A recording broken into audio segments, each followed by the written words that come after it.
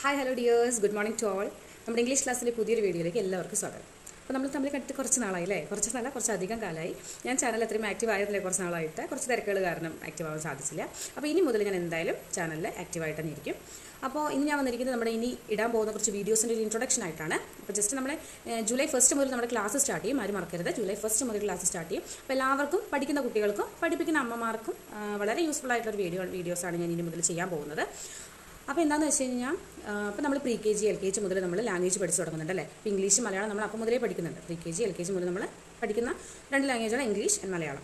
നമ്മൾ ഇപ്പോഴും 5th standard 6th 7th even 10th വരെ എത്തിയ കുട്ടികൾക്ക് പോലും, എല്ലാ കുട്ടികളെയും ഞാൻ പറയുന്നില്ല കേട്ടോ, ചില കുട്ടികളിൽ 10th വരെ എത്തിയ ചില കുട്ടികളിൽ പോലും ഈ ഇംഗ്ലീഷ് മലയാളം വായിക്കാനുള്ള ബുദ്ധിമുട്ട് വളരെ കണ്ടുവരുന്നുണ്ട്. ഇപ്പോൾ വായിക്കാനല്ല, എഴുതാനും അക്ഷരങ്ങൾ തെറ്റുകൂടാതെ ഒരു വാക്കായിട്ടോ അല്ലെങ്കിൽ ഒരു സെൻറ്റൻസ് ആയിട്ടോ കുട്ടികൾക്ക് എഴുതാൻ സാധിക്കുന്നില്ല. അപ്പോൾ പിന്നെ ഒരു വാക്ക് തന്നു കഴിഞ്ഞാൽ ഇതിനെ എങ്ങനെ വായിക്കാം എന്നുള്ളതും കുട്ടികൾക്ക് അറിയണില്ല. അവർ വളരെ ബുദ്ധിമുട്ടിയിട്ടാണ് അതൊക്കെ ചെയ്യുന്നത്. അപ്പോൾ എന്ത് ചെയ്യാം, ഈ ഞാൻ ഇടുന്ന വീഡിയോസ് കൃത്യമായിട്ട് കണ്ടു കഴിഞ്ഞ് കഴിഞ്ഞാൽ ഒരു ആവറേജ് സ്റ്റുഡൻ്റ് ആണെങ്കിൽ ഒരു 6 മന്ത്സിനുള്ളിൽ എന്തായാലും നമുക്ക് എഴുതാനും വായിക്കാനും പഠിക്കുന്നുള്ളത് ഷുവറാണ്.